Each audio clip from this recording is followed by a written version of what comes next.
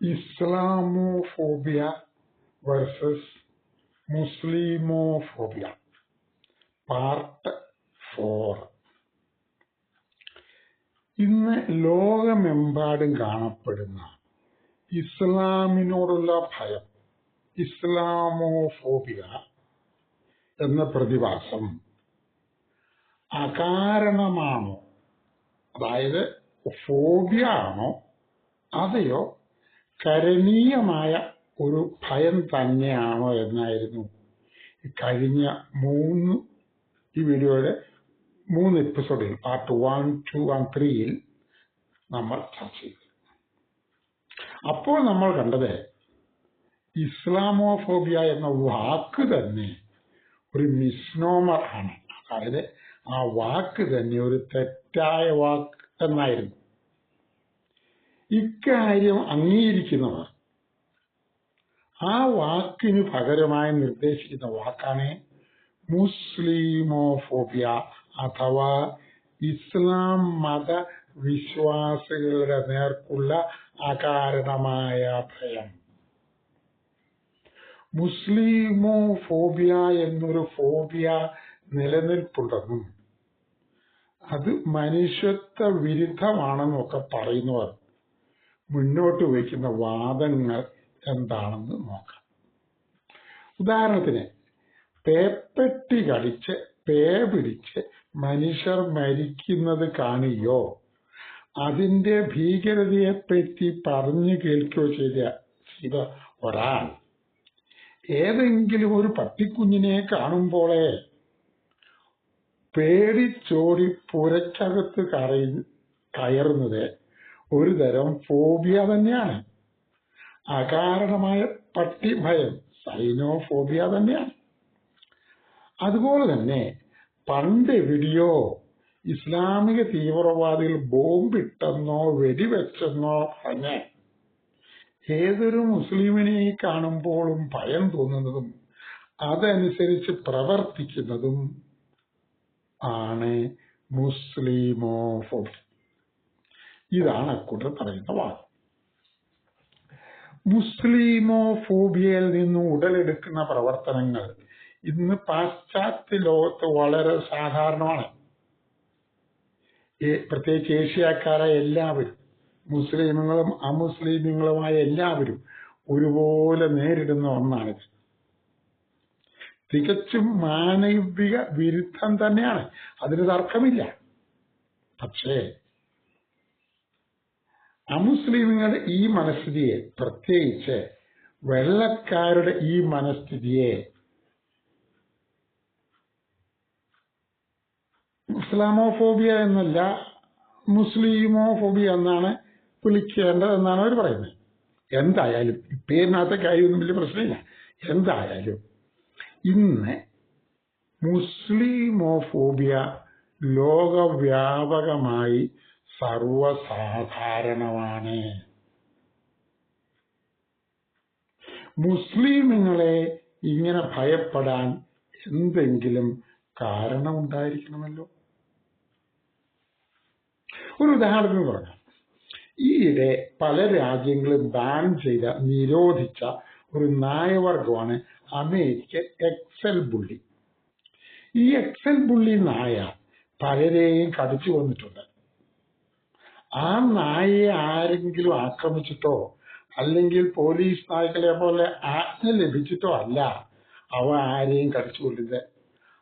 അതിന്റെ സ്വഭാവമാണ്. അതിനാരോടും വ്യക്തിവൈരാഗ്യമില്ല, ആരോടും ശത്രുതയില്ല, വ്യക്തിപരമായ ശത്രുതയില്ല. എങ്കിലും അവയ്ക്ക് ഇങ്ങനെ മനുഷ്യരെ കടിച്ചു കൊല്ലാതിരിക്കാൻ ആ നായവർഗത്തിന് സാധ്യമല്ല. അപ്പോൾ എക്സൽ ബുള്ളി എന്ന നായയെ പോലെ തോന്നിക്കുന്ന ഏതൊരു നായയെ കണ്ടാലും അത് എക്സൽ ബുള്ളിയാണെന്ന് വിചാരിച്ച് കാണുന്നവരെല്ലാം മാറി നിൽക്കും. ഇനി ആ നായ ഉടമയില്ലാതെ തനിയെ ഓടി വരികയാണെങ്കിൽ കാണുന്നവരെല്ലാവരും ജീവനും കണ്ടോടും. ഈ പെരുമാറ്റത്തെ ഫോബിയ എന്ന് വിളിക്കാവോ? അത് പറ്റില്ല. അങ്ങനെ ഓടി അകലുന്നത് ബുദ്ധിപരമായ ഒരു പ്രവൃത്തിയാണ്, കരണീയമായ ഒരു പ്രവൃത്തിയാണ്. അത് ഫോബിയ അല്ല. ഇനി നമുക്ക് ഇതിലെ യഥാർത്ഥ സംഭവങ്ങളിലേക്ക് പോകാം. 2024 ഏപ്രിൽ മാസത്തിൽ ഓസ്ട്രേലിയയിൽ ബിഷപ്പ് മാരി എമ്മാനുവലിനെ കുത്തി ആ മുസ്ലിം പയ്യന് ആ ബിഷപ്പുമായി യാതൊരു വ്യക്തി വൈരാഗ്യവുമില്ലായിരുന്നു. എന്നിട്ടും കൊല്ലാൻ ശ്രമിച്ചു. എന്തിനു വേണ്ടി? ഇസ്ലാമിന് വേണ്ടി മാത്രം. അല്ലാതെ അമേരിക്കക്കാർ ഇറാഖിൽ ബോംബിട്ടതിന് പ്രതികാരമായോ പണ്ട് ഇംഗ്ലീഷുകാരും അടിമക്കച്ചവടം നടത്തിയതിന് പ്രതികാരമായിട്ടല്ലായിരുന്നു ബിഷപ്പ് മാരി എമ്മാനുവലിനെ കൊല്ലാനായി ശ്രമിച്ചത്. ഇസ്ലാമിന് വേണ്ടി മാത്രമായിരുന്നു ആ ആക്രമണം. ആ ആക്രമണം നേരിട്ട് കണ്ട എല്ലാ വ്യക്തികൾക്കും ഇനിമേൽ ആ പയ്യനെ പോലെയുള്ള ഏതൊരു വ്യക്തിയെ കണ്ടാലും ഉള്ളിൽ ഭയം തോന്നും, അവരുമായി അകലം പാലിക്കും. ആ മനോനിലയെ ഫോബിയ എന്ന് വിളിക്കാവോ? അനുഭവം അവരെ പഠിപ്പിച്ചൊരു പാഠം മാത്രമാണ് ആ ഭയം. എക്സൽ ബുള്ളിയുടെ, അമേരിക്കൻ എക്സൽ ബുള്ളി എന്ന നായയുടെ ഉദാഹരണം മറക്കരുത്.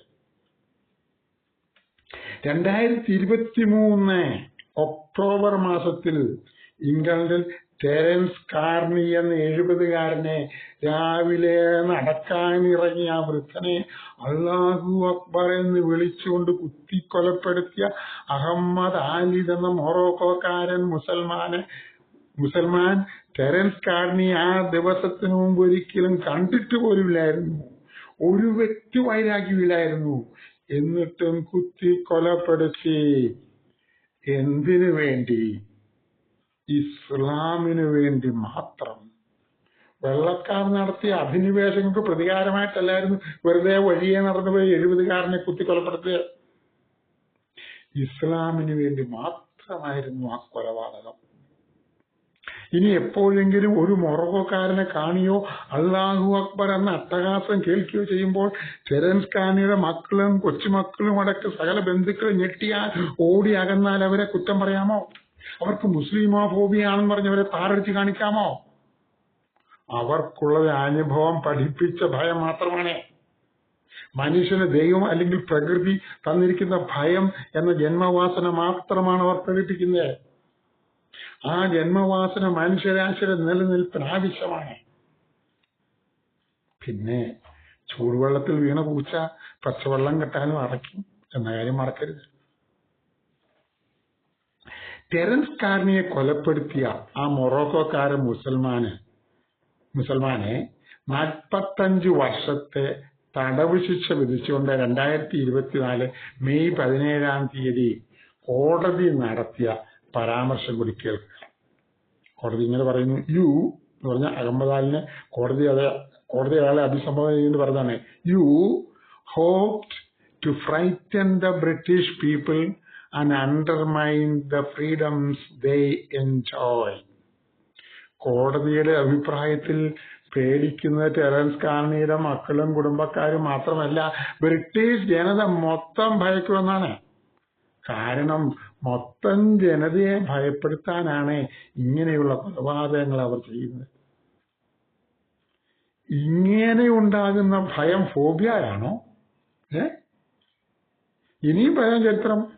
2022 ഓഗസ്റ്റ് 12 ന്യൂയോർക്കിൽ ഒരു മീറ്റിംഗിൽ പങ്കെടുത്തുകൊണ്ടിരുന്ന സൽമാൻ റുഷ്ദി എന്ന ഇന്ത്യക്കാരൻ എഴുത്തുകാരന് ദ സൈറ്റാനിക് വേഴ്സസ് എന്ന വിശ്വവിഖ്യാതമായ പുസ്തകത്തിന്റെ രചയിതാവായ സൽമാൻ റുഷ്ദിയെ കുത്തിക്കൊലപ്പെടുത്താൻ ശ്രമിച്ച ഹാദി മത്താർ എന്ന മുസ്ലിം യുവാവിനെ സൽമാൻ റുഷ്ദിയുമായി യാതൊരു വ്യക്തി വൈരാഗ്യവുമില്ലായിരുന്നു.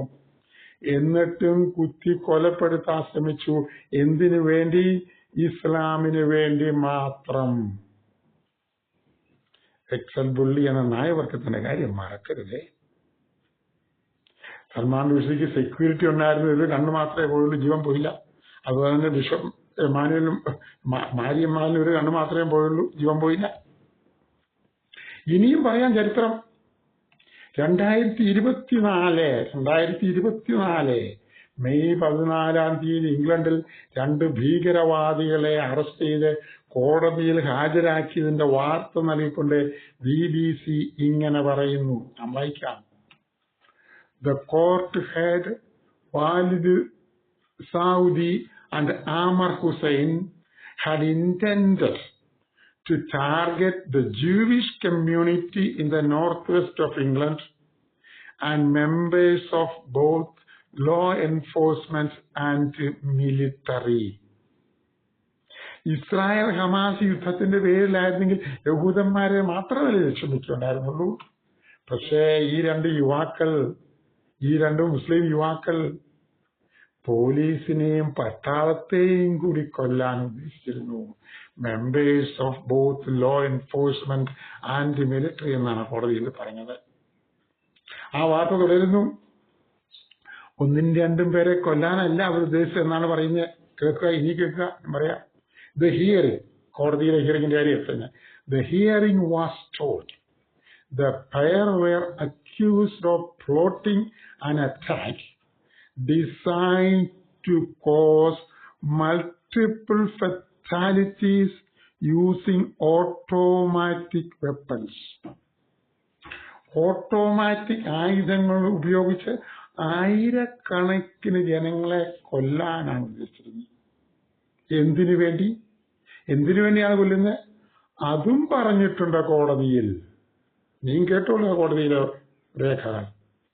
The alleged plan had been inspired by the Islamic State group.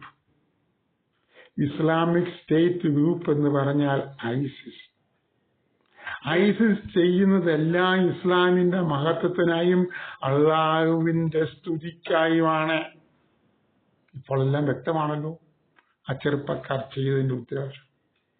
എല്ലാം ചെയ്യുന്നത് ഇസ്ലാമിന്റെ മഹത്വത്തിനായും അള്ളാഹുവിന്റെ സ്തുതിക്കായുമാണ് ഈ തീവ്രവാദ പ്രവർത്തനങ്ങളെല്ലാം ചെയ്യുന്നത്.